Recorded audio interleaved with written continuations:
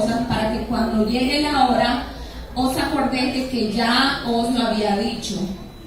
Esto no os lo dije al principio porque yo estaba con vosotros. Pero ahora voy al que me envió y ninguno de vosotros me pregunta ¿a dónde vas? Antes, porque os he dicho estas cosas, tristeza ha llenado vuestro corazón. Pero yo os digo la verdad, os conviene que yo me vaya. Porque si no me fuera, entonces el Consolador no vendría a vosotros, mas si me fuere, os lo enviaré. Y cuando Él venga, convencerá al mundo de pecado, de justicia y de juicio. Buen Dios eterno que está en gloria, amamos tu presencia. Amamos tu presencia, Señor. Te damos gracias porque es por ti que estamos en este lugar, Señor. Es porque reconocemos nuestra debilidad, reconocemos nuestras imperfecciones delante de ti, Señor, y sabemos que sin ti nada podemos hacer. Venimos reconociendo, Señor, que nuestra dependencia está totalmente en ti, Jehová de gloria. Toma control, Jehová maravilloso, de la palabra que va a ser expuesta en esta mañana, Señor. Que tu palabra pueda traer edificación a los corazones, que tu palabra pueda llenar cada una de las vidas, Señor, porque solo tú conoces, Señor, lo más profundo de nuestros corazones. Tú sabes, Señor, cada una de las necesidades del pueblo. Yo me quito de este lugar para que sea tu Espíritu Santo ministrando hoy. Gracias te damos en el nombre poderoso de tu Hijo Jesucristo. Amén y amén.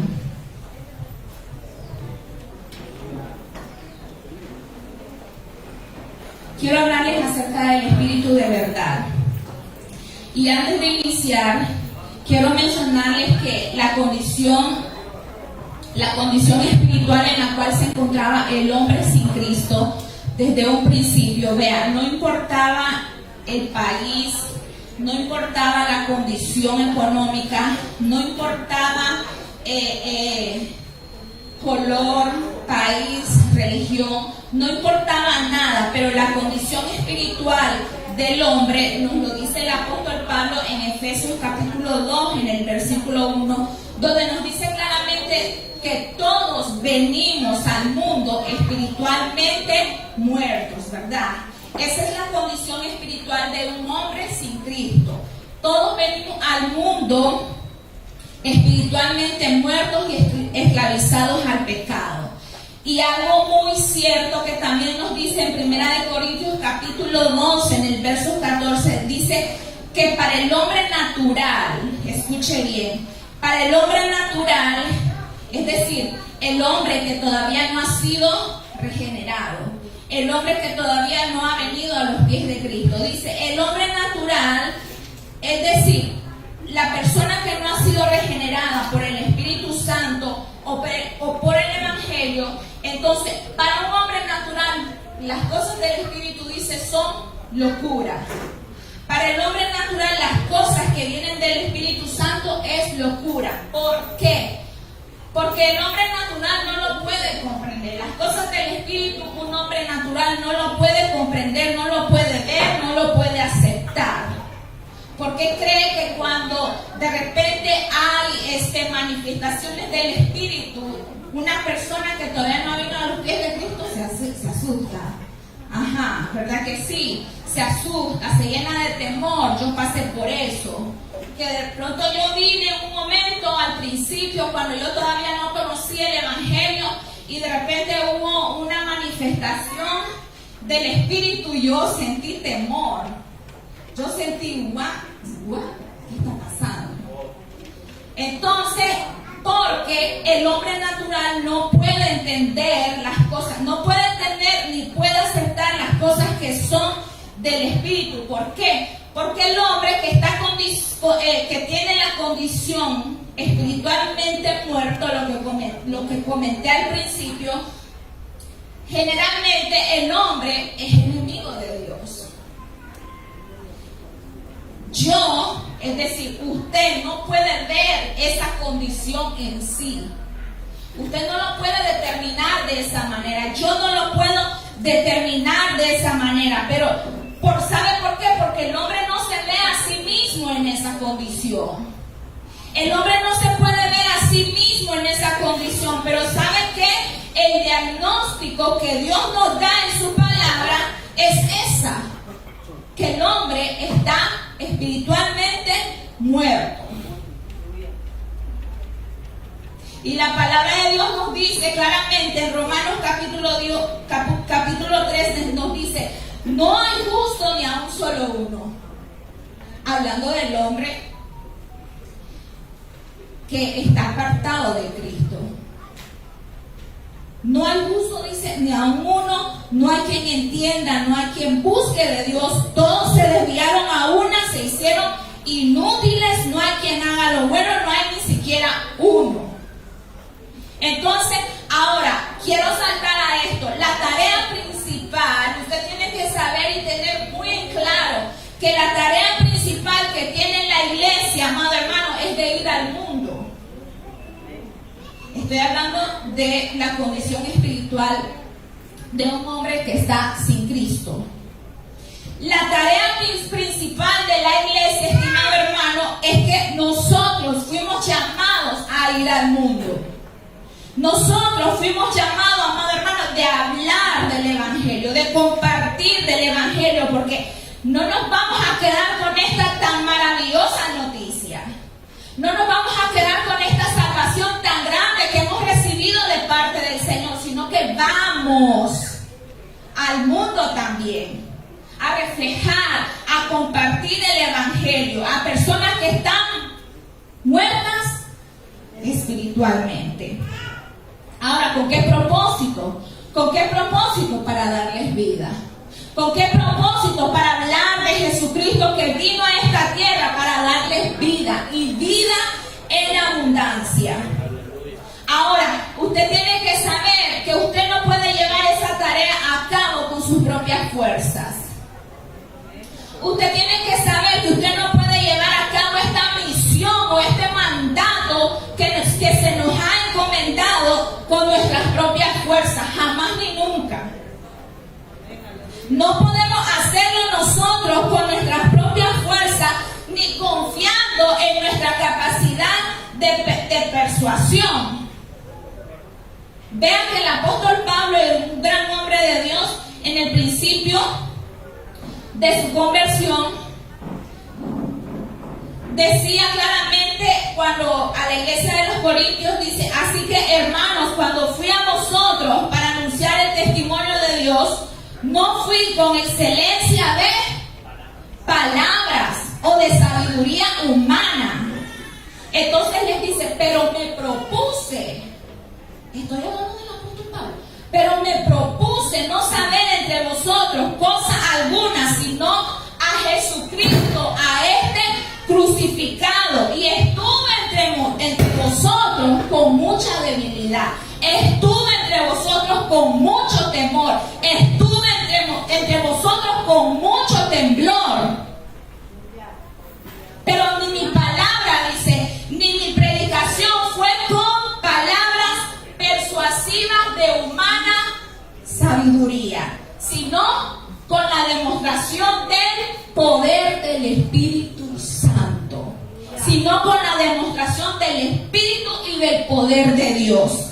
¿Para qué? Para que vuestra fe, dice, no esté fundamentada en la sabiduría de los hombres, sino en el poder de Dios. Entonces es aquí donde entra en juego el Espíritu de verdad. Es aquí donde entra en juego el Espíritu Santo. Y Jesús claramente nos enseña en Juan capítulo 16, lo que nosotros acabamos de leer al principio. Dice: pero cuando venga el Consolador, a quien yo os enviaré, ¿de quién? Del Padre. A quien yo os enviaré del Padre, el Espíritu de verdad, dice en el versículo 26 y 27. El Espíritu de verdad, el cual procede del Padre, Él dará testimonio acerca. ¿Están conmigo? Dará testimonio acerca de mí. Vea, esta promesa del Espíritu nos la enseña Jesucristo mismo. Esta promesa del Espíritu nos la enseña nuestro Señor Jesucristo. Fueron palabras que pronunció Él. Y ¿saben? Cuando sucedió esto, algo estaba pasando en la mente y el corazón de los discípulos. Cuando sucedió esto, amado hermano, los discípulos escucharon a Jesús decir estas palabras. Escucharon a Jesús decir estas palabras. ¿Y saben qué fue lo que pasó? Se entristecieron. Se entristecieron en gran manera. Y le dice, pero os digo la verdad, os conviene que yo me vaya. Os conviene que yo me vaya, porque si no me fuese, el Consolador no vendría a vosotros. Mas si yo me fuere, os lo enviaré. Cuando los discípulos escucharon esto, se entristecieron. Y era normal, ¿verdad? Era de lo más lógico. Andaban con el maestro todo el tiempo, convivían con el maestro, caminaban, dormían juntos, y en el ministerio lo ejercían juntos con sus discípulos. Iban y venían juntos. Y de pronto, escuchar estas palabras de nuestro Señor Jesucristo, su corazón se llenó de tristeza. ¿Sabe por qué? Porque ellos no comprendían el misterio. Porque ellos no comprendían en sí la revelación tan grande que Jesús les estaba dando en ese momento. ¿Sabe? Era necesario que Jesús concluyera su obra de redención. Era necesario que Jesús muriera en la cruz del Calvario, amado hermano. Era necesario que Jesús no tan solamente muriera en la cruz del Calvario, sino que resucitara al tercer día, que ascendiera al cielo y que se sentara en la diestra de Dios. Para que entonces venga el Espíritu Santo a aplicar la obra ya completada en el corazón de los hombres, en el suyo y el mío. Qué maravilloso esto. Yo no sé si usted lo está disfrutando como yo. ¿Saben por qué ellos, amado hermano, los discípulos, esto era beneficioso? La partida de nuestro Señor Jesucristo era beneficioso para ellos. ¿Por qué? Porque ellos iban a disfrutar de la venida del Espíritu de verdad. Ellos iban a disfrutar de la venida del Espíritu Santo e iban a ser guiados por Él. Así como anduvieron con Jesucristo durante el ministerio en la tierra, anduvieron de un lado a otro, así mismo ellos iban a disfrutar de la venida del Espíritu Santo sobre sus vidas. Alguna vez yo pensé y yo dije que bueno fuera vivir en los tiempos de Jesús. Yo creo que no solamente yo pensé eso, quizás algunos de ustedes, que fuera porque lo hubiera conocido. Lo hubiese conocido, o sea, qué maravilloso. Quizás lo hubiera visto, quizás hubiera sido testigo de alguna de sus enseñanzas, quizás lo hubiera escuchado. Pero también yo me pongo a pensar, quizás no lo hubiera conocido tampoco. ¿Por qué? Porque Jesús estaba todo el momento rodeado de multitudes. Todo el tiempo Jesús estaba rodeado de multitudes. Y el cuerpo físico de Cristo no podía estar en todos lados. Solo podía estar en un sitio a la vez. Solo podía estar en un sitio a la vez. Pero lo maravilloso de eso es que el Espíritu sí puede estar en todos los sitios. El Espíritu de verdad del que yo les hablo, el Espíritu, el Paracleto, el Consolador del que yo les hablo acá, Él sí puede estar obrando en todos lados, obrando en el corazón de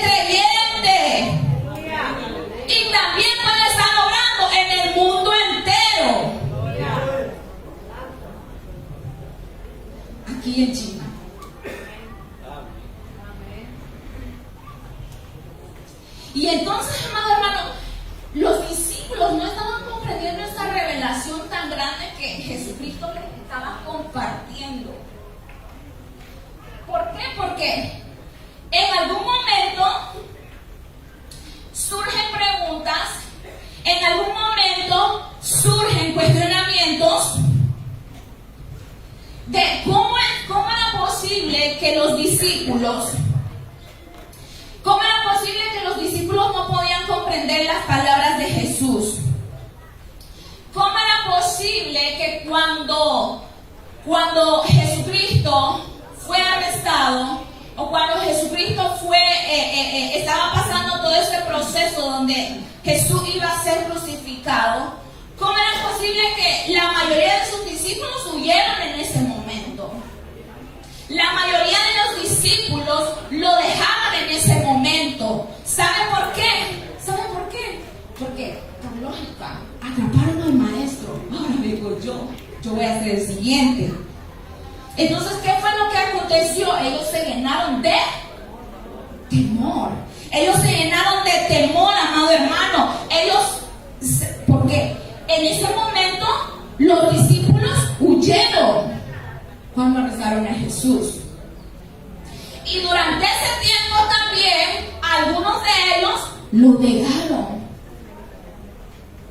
porque tenían temor a la muerte. Ellos no querían morir. Ellos no querían ser tratados como Jesús, que lo llevó en una cruz y los mataron como si fuera un delincuente. Y entonces, ¿cómo explicamos que en ese momento los discípulos estaban llenos de temor? Huyeron algunos, en algún momento algunos negaron a Jesús, pero semanas después, amado hermano, semanas después, esto es lo maravilloso y quiero que usted pueda entender, pueda comprender y pueda disfrutarlo conmigo. Semanas después ellos estaban predicando el evangelio sin temor.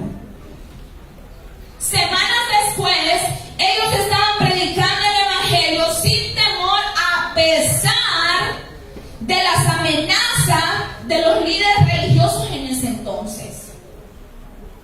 Ellos estaban predicando, amado hermano, o sea, como un cambio radical, ¿verdad? Un panorama totalmente diferente.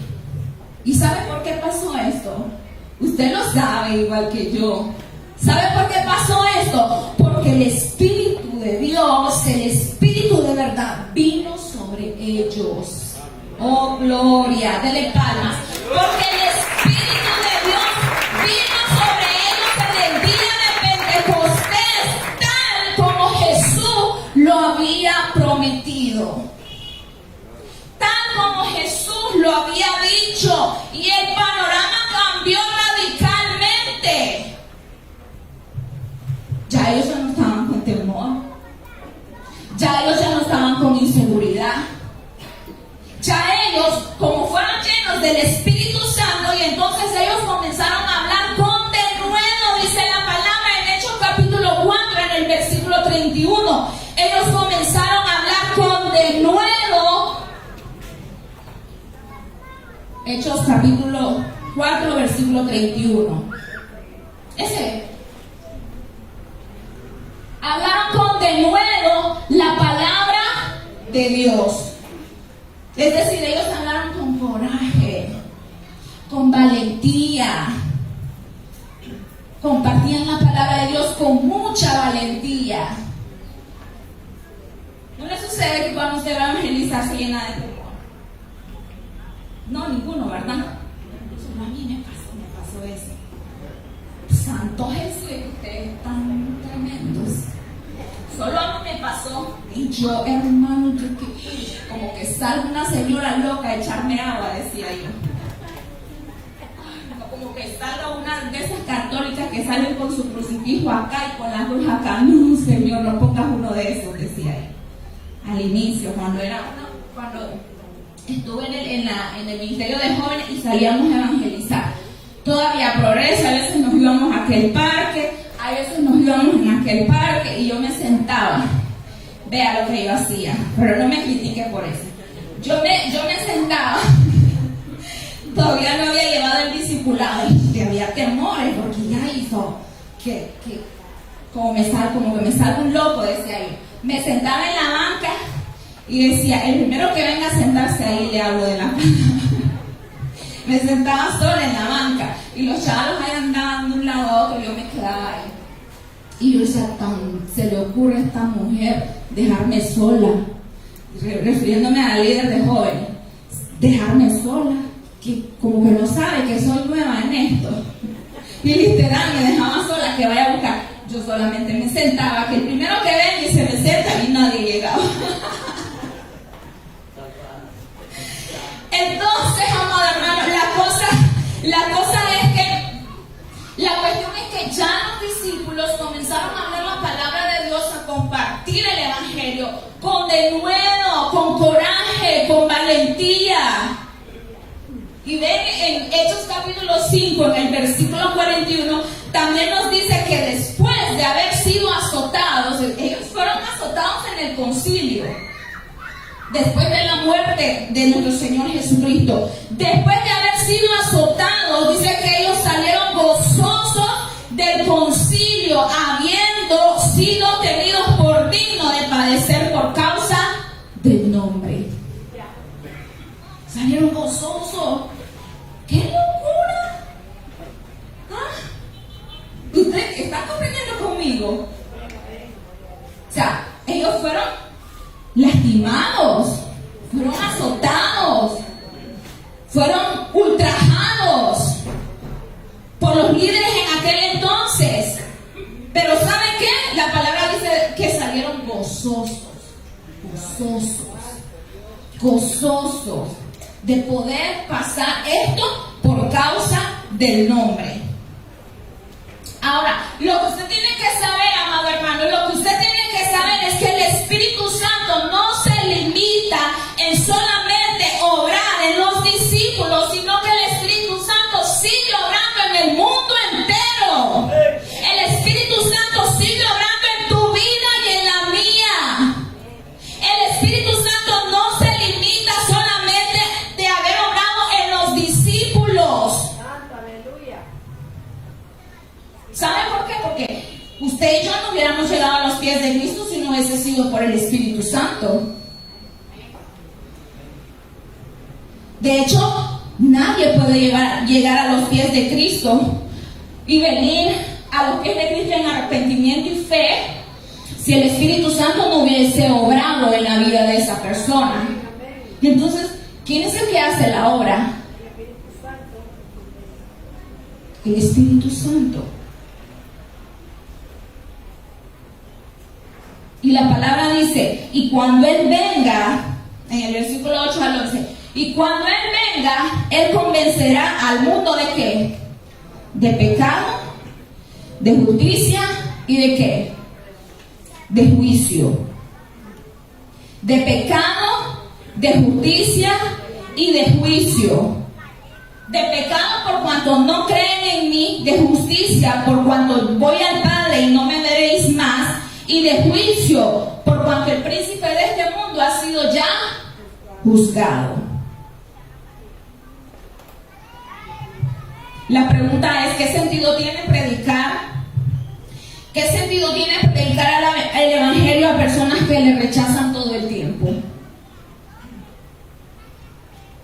¿Qué sentido tiene hablar del evangelio a aquellas personas que lo rechazan con todo su corazón? ¿Sabe qué? El Espíritu Santo es el que hace la obra. Él es el que convence. ¿Y sabe lo que significa el término convencer? Significa acusar, dejar sin argumentos, convencer de culpabilidad. En otras palabras, el que se encarga de que la persona pueda poner su fe en Jesús es el Espíritu Santo. Él es el que hace que la persona pueda ver su culpa. Él es el que hace que la persona pueda ver su culpa, y no tan solamente su culpa, sino que su vergüenza, para que puedan venir a Cristo en arrepentimiento y fe. Eso solo lo hace el Espíritu Espíritu Santo. El Señor dijo en una ocasión: los sanos no tienen necesidad de un médico, sino los enfermos. Así que lo primero que hace la palabra de nuestro Dios, lo primero que hace Jesucristo es, cuando venimos a los pies de Cristo, es darnos la salvación. Es darnos la salvación, es hacer ver lo primero, cuando todavía no has venido a los pies de Cristo, lo primero que hace el Espíritu es que te hace ver que estás en problemas. Te hace ver tu condición. Te hace ver de que en realidad no estás bien. Es decir, hace ver tu condición espiritual delante de Dios. Es como que te miraras en un espejo. Es como que te puedas ver en un espejo.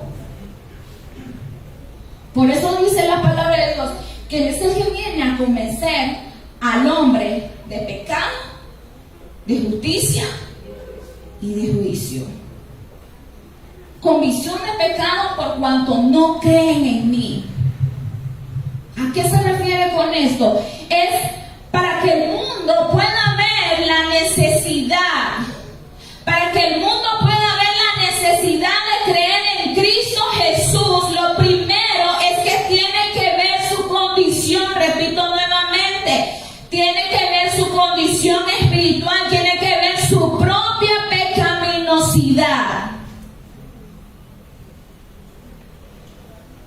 Porque nadie, amado hermano, nadie puede venir a Cristo a menos que se vea a sí mismo. Y cuando te ves a ti mismo,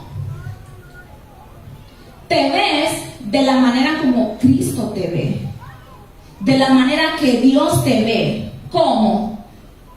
Como un pecador, como un pecador, como un culpable, como alguien que ha transgredido la ley, como alguien que ha cometido iniquidad. A eso se refiere convicción de pecado por cuanto no creen en mí. ¿Comprende esa parte? Entonces en Isaías capítulo 6, en el versículo 5 dice, vea un ejemplo acá. Cuando Isaías experimentó a Dios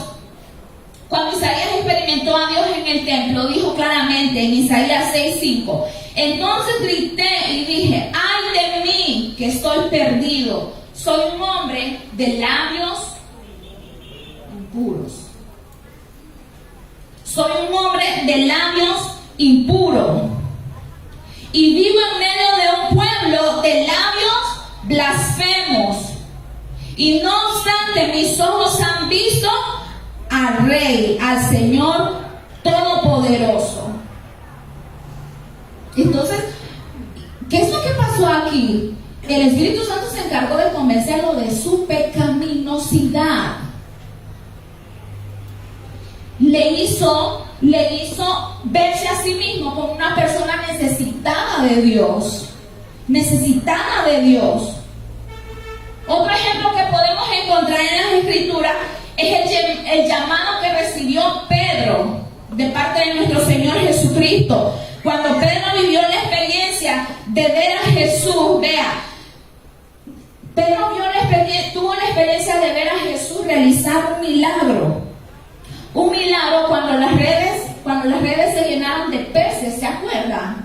Cuando las redes se llenaron de peces y a tal punto que hasta las redes se rompían. O sea, Pedro fue testigo de este milagro y ¿sabe cómo él respondió a la grandeza de Jesús? Él respondió a la grandeza de Jesús cayendo de rodillas. Cayendo de rodillas y dijo, al ver esto, Simón Pedro cayó de rodillas delante de Jesús y le dijo, ¿qué fue lo que le dijo?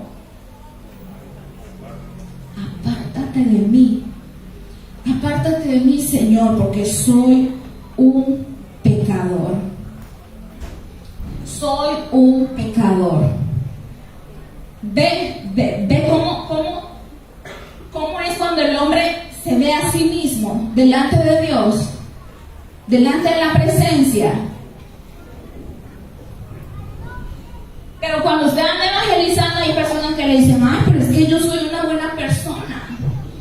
Yo no le hago daño a nadie. Yo me dedico solamente a trabajar, a proveer a mi familia. Ya Dios sabe que yo no ando haciendo nada malo, yo no tengo vicios. Yo no ando viendo, no ando codiciando lo del prójimo. Yo solamente me dedico a trabajar. Y entonces yo le pregunto, ¿alguna vez usted ha mentido? Claro, ¿quién no? Me dice. ¿Alguna vez usted ha robado, aunque sea un Córdoba?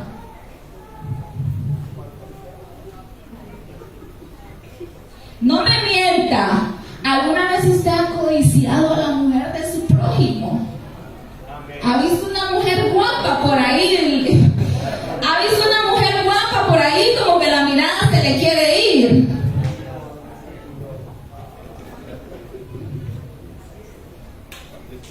Y entonces ¿qué es usted?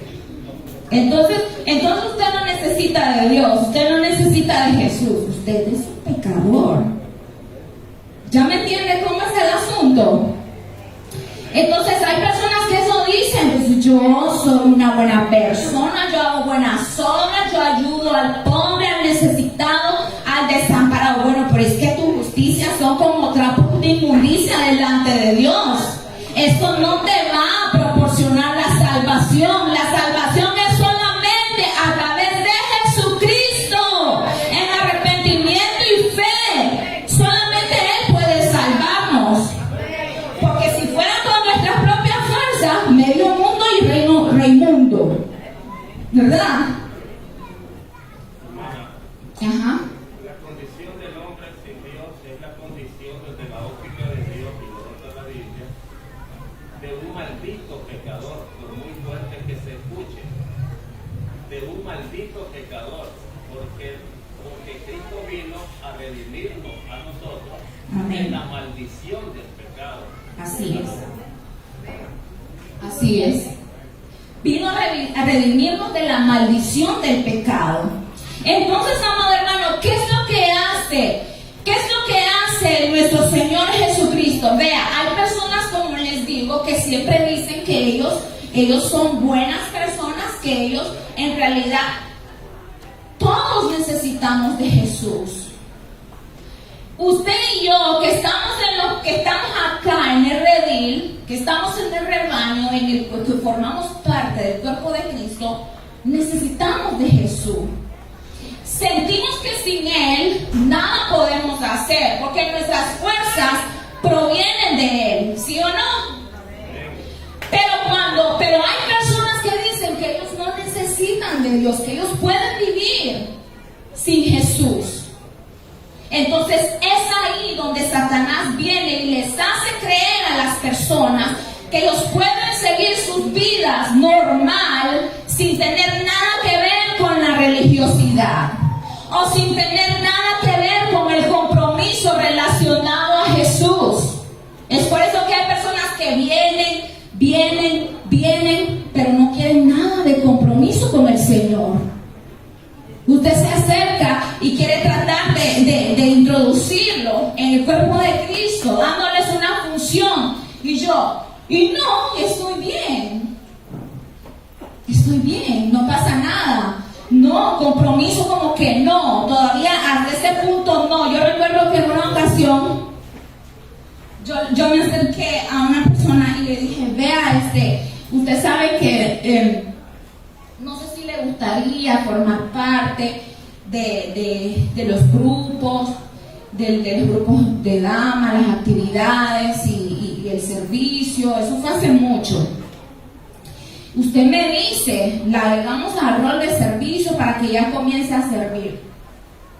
Y sabe, me dice, tranquila. Y sabe, ya tenía 5 meses de estar congregándose. 5 meses. Y me dice, tranquila, me dice, es poco a poco, al suave, no pasa nada. Y ¿Y sabe qué? Era la esposa de un evangelista. Y yo, ok, está bien, pues. En su momento, cuando usted sienta de parte de Dios, entonces usted se acerca a mí y me dice, porque a veces uno quiere, sí o no, hermanos líderes, a veces uno quiere involucrar a las personas. Porque, amado hermano, nosotros fuimos llamados para servir a Cristo. Usted y yo fuimos llamados para servir. Usted y yo fuimos llamados para tener comunión con Cristo. Usted y yo fuimos llamados a un lema muy fuerte que tenemos en el discipulado y en las clases de liderazgo, es que el que no sirve para vivir, ¿cómo es? Ayúdenme. El que no sirve, lo comencé mal. Ayúdenme ustedes, qué barbaridad. ¿Cómo es? El que no vive para servir. Así. Ahí lo dijo claro él, el teacher. Entonces, amado hermano, así es esto. Primero, lo que vino el Espíritu Santo a hacer es que vino a convencer de pecado por cuanto no creen en mí. Así que cuando usted anda evangelizando, no se frustre. Yo me he frustrado porque este hombre como que hay que darle en la cabeza, no quiere entender. Y uno le habla de una u otra manera y les manda mensajes. Yo no sé si usted hace lo mismo. Manda mensaje, le llama. Una vez una persona me dice, ¿y tú me llamas solamente para invitarme a la iglesia? Invitarme a comer a tu casa. Y yo, pero si ya te he invitado un montón de veces. Has venido y nunca aceptas mi invitación para ir a la iglesia. Pero es que solo a la iglesia. Alza. Pero es que no entendés que lo que quiero, lo que yo me preocupo por tu alma. Me preocupo por dónde va a pasar tu alma en la eternidad. Tienes que saber que cuando partas de esta tierra, tu alma va a seguir viviendo. ¿Y a dónde va a parar? Si no estás en Cristo, ¿dónde va a parar tu alma? Y va a ser una eternidad. Una eternidad. ¿Saben lo que es una eternidad? Una eternidad. Ni yo lo sé, indefinido. Una eternidad. Yo quiero pasar una eternidad con Cristo, yo no sé usted. Yo quiero pasar una eternidad con Cristo y yo me preocupo por las personas de mi alrededor. Digo, ¿cómo viven sin Cristo?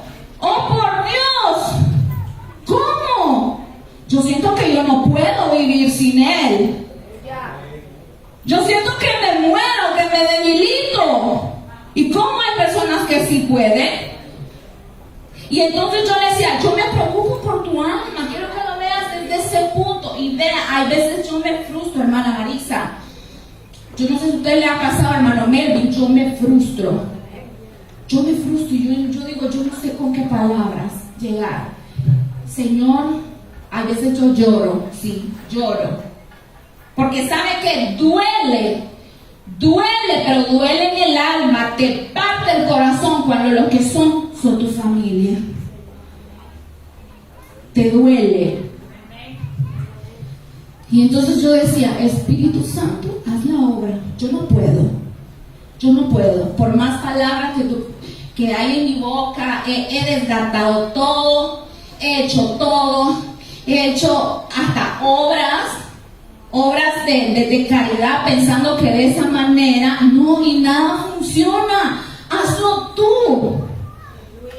Y entonces es ahí donde nosotros tenemos que comprender que es el Espíritu el que hace la obra. Descansemos en Él. Yo no sé por qué estoy hablando esto. Vean, me estoy saliendo. Punto número 2. Así como el Espíritu Santo convence de pecado por cuanto no creen en mí, así también viene a convencernos de que nuestra propia justicia es totalmente inadecuada para salvarnos. Es inadecuada para salvarnos. En Isaías 64, versículo versículo 6 dice, todas nuestras justicias son como trapos de inmundicia delante de Dios. Son como trapos de inmundicia delante de Dios. Es decir, que nuestra justicia es totalmente inadecuada ante los ojos de Dios. Es decir, nada de lo que yo pueda hacer, nada de lo que usted pueda hacer le va a dar la salvación. La salvación no es por obras. La salvación no es por obras. No es por obras, amado hermano. Se tiene que tener muy en claro esto. Los judíos de aquel entonces, en la iglesia primitiva, los judíos de aquel entonces, ellos ignoraban la justicia de Dios. Ellos ignoraban la justicia de Dios y ellos procuraban establecer su propia justicia a través de las obras. En otras palabras, ellos no recibieron por fe la justicia de Dios. Ellos no recibieron por fe la justicia de Dios, la justicia de Dios es la que nos provee a través de ¿quién? De Jesucristo. Ellos no lo recibieron. ¿Por qué? Porque ellos creían que su justicia era suficiente. Y ese es uno de los grandes problemas ahorita. Ese es uno de los grandes problemas que los hombres tienen con el Evangelio. Y lo que les dije al principio, se ven a sí mismos como personas buenas. Se ven a sí mismos como personas buenas. ¿Y qué tal aquellos que se ven a sí mismos como personas malas y aún así no repelen la luz, repelen la luz, repelen la luz? Quieren estar en medio de las tinieblas. ¿Qué con eso? Entonces, hace poco alguien me dijo, un hermano me estuvo compartiendo acá, que pronto igual lo que yo hago por teléfono, llamar y mirar, invito a la iglesia, y me comparte el hermano, ¿y sabe lo que me respondió? No, es que yo no soy para eso, yo soy un hijo del diablo. Es que yo soy un hijo del diablo. Imagínense. ¿Ah? ¿Quién le mete eso en la mente? ¿Quién se encarga de convencer a la persona de que es un hijo del diablo? ¿Quién? ¿Quién? El mismo diablo, el enemigo, las fuerzas de las tinieblas, Satanás mismo, el adversario, haciendo creer a la persona que es un hijo del santo Dios. ¿Estamos? Entonces, amado hermano, ese es un problema actualmente, es un problema bien grande de los hombres que tienen que ver con el Evangelio. Algunos se ven como personas buenas, es decir, yo no le hago daño a nadie, yo no me meto con nadie, Pero ¿sabe qué? La evaluación de Dios, es decir, el diagnóstico de Dios es que somos personas malas que necesitamos de Jesús. Somos personas malas que necesitamos que la luz de Jesús resplandezca sobre nuestras vidas. Somos personas malas que necesitamos la intervención de Jesucristo sobre nuestras vidas. Somos personas malas que necesitamos que el Espíritu Santo venga y habite en nosotros, porque de lo contrario yo no voy a poder vivir en santidad, como la palabra de Dios dice.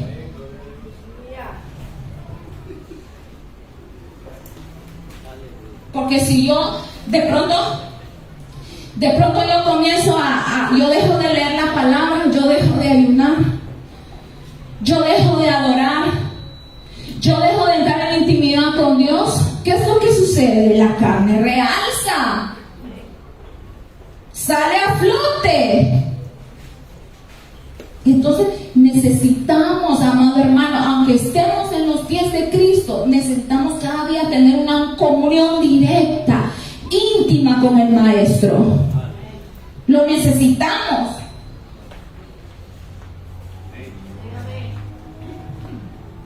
Y jamás ni nunca usted tiene que pensar, ay, es que yo nací en el Evangelio. De pronto como que aquello como que lo del pavo real. ¿Cómo? Sí, es que yo nací en el Evangelio. ¿Y qué te pasa? Pero es que yo ministro. Pero es que yo canto. Pero es que yo toco y lo hago muy bien. Yo ministro la alabanza. Nuestras justicias son como trapos de inmundicia delante de Dios. Tu justicia y la mía son como trapos de inmundicia delante de Dios. Nuestra justicia no es suficiente para llegar al cielo, no lo es. Ni la suya ni la mía no es suficiente para llegar al cielo. Y ese es el problema que tenía el apóstol Pablo. Vea, antes de conocer a Jesús, el apóstol Pablo lo declara en Filipenses capítulo 3, en el versículo 4 al 9. Dice que él se veía a sí mismo como irreprensible según la ley. Él se veía a sí mismo irreprensible según la ley. Él tenía los 10 mandamientos que a toditos le ponía check. ¿Cómo lo ve? Póngamelo. Aunque yo tengo también de qué confiar en la carne, si alguno piensa que tiene de qué confiar en la carne, yo más. Siguiente. Circuncidado al 8º día del linaje de Israel. Wow. De la tribu de Benjamín, hebreo de hebreos en cuanto a la ley, fariseo. En cuanto a celo, perseguidor de la iglesia. Vean esto tan maravilloso. Perseguidor de la iglesia en cuanto a la justicia que es en la ley. Irrepresible. No había tacha, no había mancha, no había dónde agarrarse. Pero cuántas cosas eran para mi ganancia, las he estimado como pérdida. ¿Por amor a quién? ¿Por amor a quién?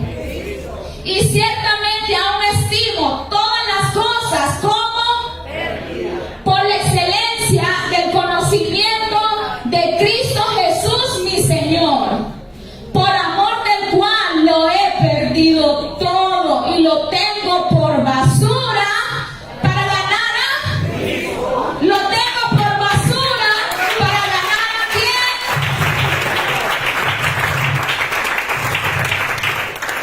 quién. Él se veía a sí mismo irreprensible según la ley.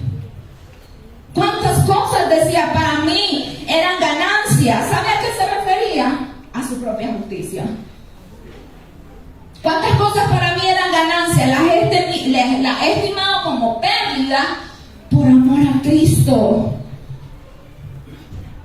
Y ciertamente todavía aún estimo todas las cosas como pérdida por la excelencia del conocimiento de Cristo Jesús.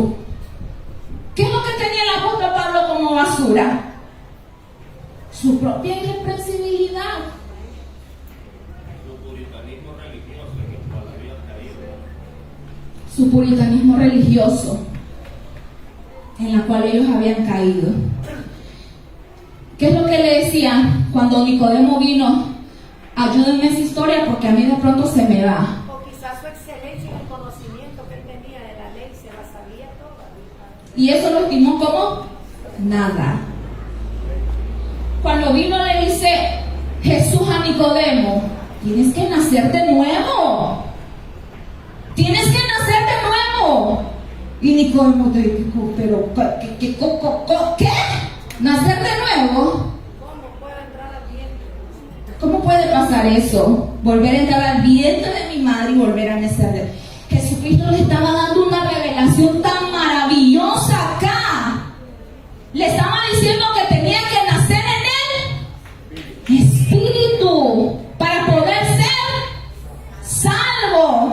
Nicodemo, ¿cómo me vas a decir que yo para ser salvo tengo que nacer de nuevo? Y si yo soy judío, yo cumplo toda la ley, los mandamientos, las tengo en check todo, en orden. Y entonces me dices que yo para nacer de nuevo tengo que nacer. ¿De qué me hablas? ¿Entiende? Entonces, amado hermano, el problema aquí, ¿sabe qué? El apóstol Pablo decía que él tomaba como basura toda su irreprensibilidad, todo su, como decía el hermano Melvin, todo su puritanismo religioso en el cual él había caído, lo había tomado por basura. Todo el conocimiento que él podía adquirir sobre la ley lo tomó como basura.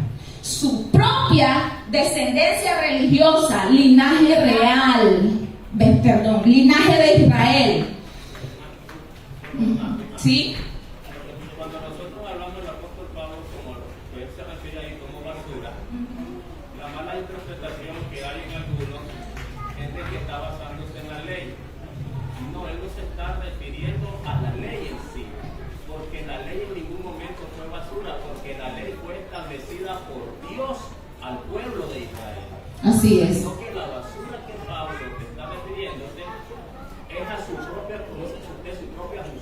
Su propia justicia. ¿Por qué? Porque el problema del puritanismo religioso, y Jesús se lo dijo a los fariseos, era que se habían olvidado de lo que la ley en sí traía y enseñaba, que era el amor, la justicia y la misericordia. Así es, así es. Entonces le dice, y ser hallado en él, no teniendo mi propia justicia que es por la ley, mi propia justicia que es por la ley, lo dice, sino lo que es por la fe de Cristo, fe en Cristo, la justicia que es de Dios por medio de la fe. ¿Comprenden? Entonces es una justicia que proviene de Dios y que Él imparte cuando el pecador viene y deposita su fe en Cristo Jesús. Ahora, ¿qué hacía Cristo Jesús durante su ministerio en la tierra? ¿Qué hacía nuestro Señor Jesucristo durante su ministerio en la tierra? Convencer al mundo, convencer a las multitudes, de que su justicia no era suficiente, porque los judíos creían que eso era suficiente. ¿Me están comprendiendo?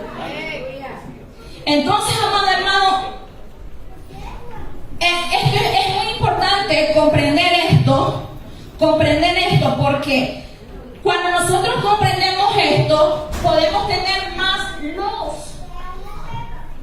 en nosotros acerca de la palabra de nuestro Dios y acerca de lo que Jesús, acerca de la revelación que Jesús traía para cada uno de nosotros. Pero ¿sabe qué? Jesucristo ascendió al cielo.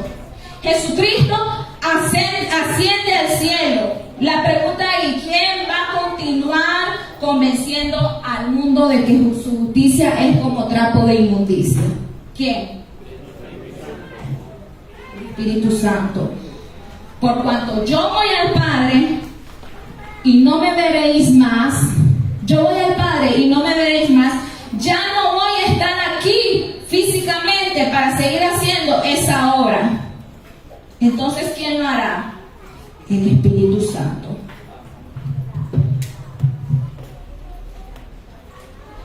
Esto es maravilloso. Esto es maravilloso. Esto es maravilloso, amado hermano, porque el Espíritu Santo es la que nos hace ver que nosotros somos pecadores, que nosotros somos culpables delante de Dios y que nuestras justicias no son suficientes para resolver el problema de nuestra vida. No es suficiente para resolver nuestro problema, amado hermano. Solo nos queda recibir por fe la justicia de Dios.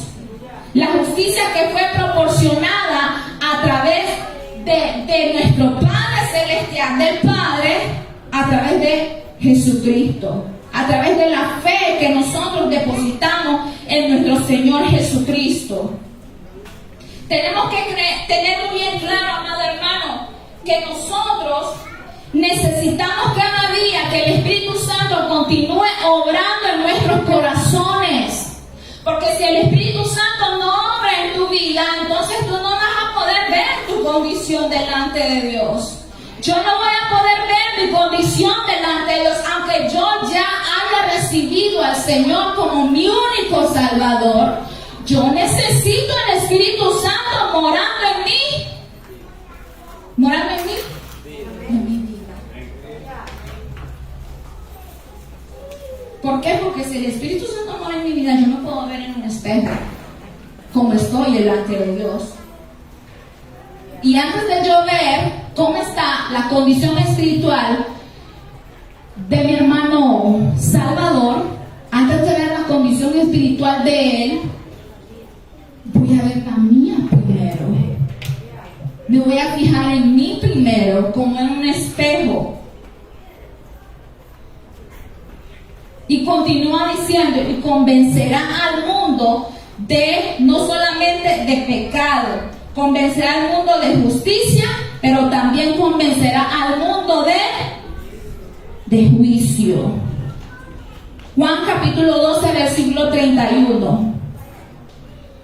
Ahora es el juicio de este mundo, ahora el príncipe de este mundo será echado fuera. Aquí está hablando de lo que Jesucristo iba a hacer en la cruz del Calvario. Aquí habla de lo que Jesucristo, de la obra redentora de nuestro Señor Jesucristo en la cruz del Calvario. Muchas veces nosotros no comprendemos la obra redentora que Jesús hizo. Muchas personas vienen a Jesús sin comprender la obra tan maravillosa que hizo Jesucristo en la cruz del Calvario. Jesucristo, amado hermano, derrotó al enemigo, derrotó a las tinieblas. Jesucristo derrotó a los principados, las potestades, y la palabra de Dios dice que los exhibió públicamente.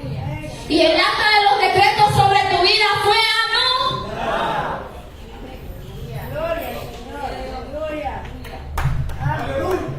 Merece palmas el Señor. Entonces, a través de la muerte de nuestro Señor Jesucristo, amado hermano, usted tiene que saber que Jesús no murió en derrota. Jesucristo no murió en derrota. ¿Saben lo que el satanismo proclama? Que Jesucristo murió en derrota. Eso es lo que se enseña en el satanismo, en el ocultismo. Murió el Jesús aquel que andaba hablando que andaba de loco aquel. Así es como la Biblia del satanismo así lo proclama. El satanismo claramente dice que Jesucristo murió en derrota, pero no murió en derrota, murió en victoria, murió en victoria, murió en victoria, ascendió al cielo y está sentado a la diestra del Padre, aleluya, gloria a Jesús. Y a través de su muerte fuimos justificados, a través de su muerte fuimos redimidos, a través de su muerte fuimos aceptos delante de Dios, a través de su muerte el velo fue rasgado, a través de su muerte podemos acceder a la presencia de nuestro Dios, aleluya, gloria a Dios. El enemigo no tiene autoridad sobre tu vida, usted tiene que saber eso. Yo no sé si usted no tiene muy en claro eso, pero yo sí. El enemigo no tiene autoridad sobre mi vida y tampoco la tendrá sobre usted. ¿Sabe por qué? Porque cuando Satanás lo vea a usted, ve la sangre de Cristo que está derramada sobre tu cuerpo, sobre tu vida. El enemigo no puede hacerte daño. Que te tiren maldiciones. Aleluya. Que te tiren maldiciones.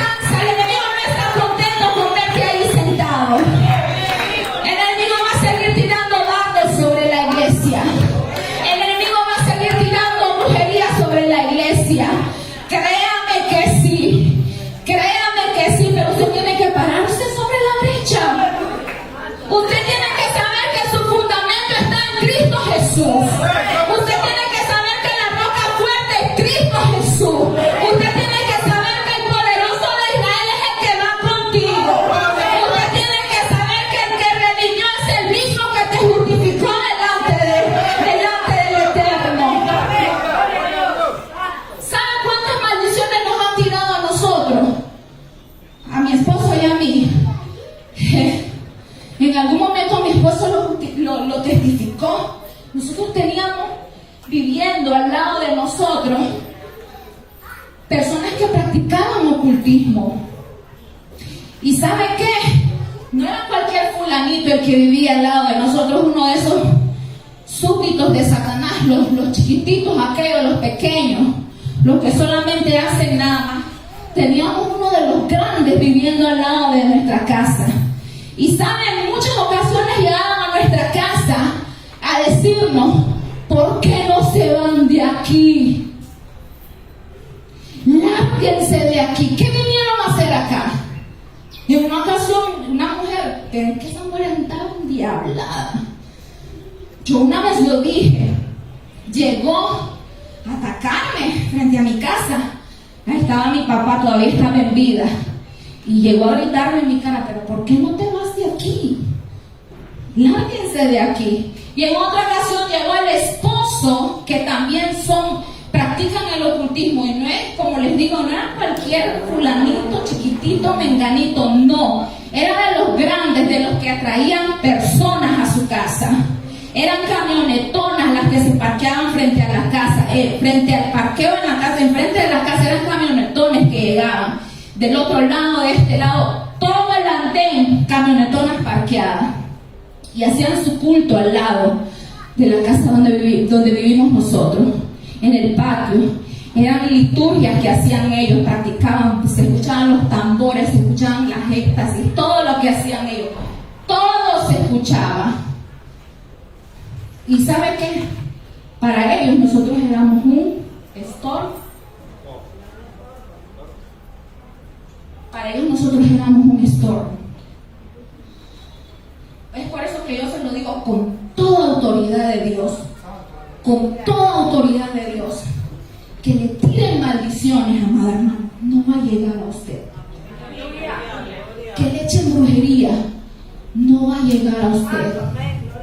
Agárrese firme del Señor, manténgase firme en los pies de Cristo y no va a llegar. ¿Sabe qué es brujería con sangre? El ocultismo. Que te hagan brujería con sangre y que lleguen frente a tu casa y que en otro idioma que ni yo entiendo comienzan a escribir con sangre de animal. Yo no lo sabía en ese entonces. Mi papá me dijo: eso representa muerte. Eso es brujería con muerte. Y sangre de animal, ya como las una, eso ya era mosquería, mosca azul. Ahí. ¿Y sabe qué? Yo no me di cuenta, porque cuando mi esposo viaja, y los brujos dijeron: ahora que no esté el hombre de la casa, es ahora que lo tenemos que hacer. Y lo hicieron frente a la casa. Y sabe, yo no me di cuenta, porque cuando mi esposo viaja, yo me distraigo con los niños, paso ocupadísima con mis chiquitos, los dos, atendiéndolos aquí, que la tarea, la escuela, la comida, atender la casa, paso ocupada. Y eran las, hermanos, y ya eran las 12, llega la vecina y me dice: doña Jorlin, ¿qué es eso que hay frente a su casa? Mire, ¿qué es eso? Asustada, o sea, escandalizada la vecina. Y yo salgo a ver, y yo, y luego, sí, gracias, no se preocupe, ahí luego voy a ver, porque estaba atendiendo a los chiquitos, estaba durmiendo. Y cuando estoy durmiendo a los chiquitos, es el momento que nadie me tiene que molestar, hasta lo pongo en modo silencio, porque necesito que se duerma. Entonces, de pronto, ese mismo día me visita mi hermana menor. Igual llegó escandalizada. Ya eran las 2 de la tarde y yo no había salido. Yo le di como que no le di tanta importancia. Y eran las 2 de la tarde y llega mi hermana escandalizada: ¿qué es eso que tienes ahí? Hermano, y cuando yo salgo y llegó mi hermana con mi papá y me dice: mi papá, mira lo que tenés ahí, brujería con sangre. Por eso que yo le digo con toda autoridad. Yo salí, mire, puse una alabanza en mi teléfono y comencé a barrer, a sangre. Le digo a mi hermana, regá, y en lo que tú estás regando, yo barro la sangre. Y no quiso ni siquiera regar la bandida. Se quedó adentro y me dejó sola. Y yo me puse, mire, y ¿sabe qué? Yo siento que alguien me está viendo, pero yo no volteo a ver. Yo estoy limpiando. En eso que ya casi termino, volteo a ver, la señora está sentada, me queda viendo. ¿Y? ¿Qué fue, Leo? Sí, hermano, es por eso que yo se lo digo con toda autoridad. Le pueden tirar maldiciones, no va a llegar a usted. Lo repito nuevamente. ¿Sabe por qué? Porque, repito nuevamente, Jesucristo murió en victoria. No murió en derrota. Y no fue en vano. No fue en vano. No fue en vano que Jesucristo murió en la cruz del Calvario. ¿Sabe también lo que hizo? Exhibió al enemigo y los exhibió públicamente a principados y a potestades. No tienen derecho sobre tu vida. Yo siempre declaro eso en mis oraciones. Siempre lo hago. El Espíritu Santo viene, amado hermano, a que cambies tu manera de ver las cosas. El Espíritu Santo no solamente viene a hacer la obra de la que ya te hablé, sino que también viene a cambiar tu manera de ver las cosas. Dice Colosenses 2:13 al 15. Ya con esto termino. Ya vosotros, estando muertos en pecado y en la incircuncisión de vuestra carne, os dio vida juntamente con Él, y perdonados todos los pecados, anulando el acta de los decretos que había que nos era contraria, quitándola de en medio y clavando en la cruz y despojando a los principados y a las potestades, los exhibió públicamente, triunfando sobre ellos.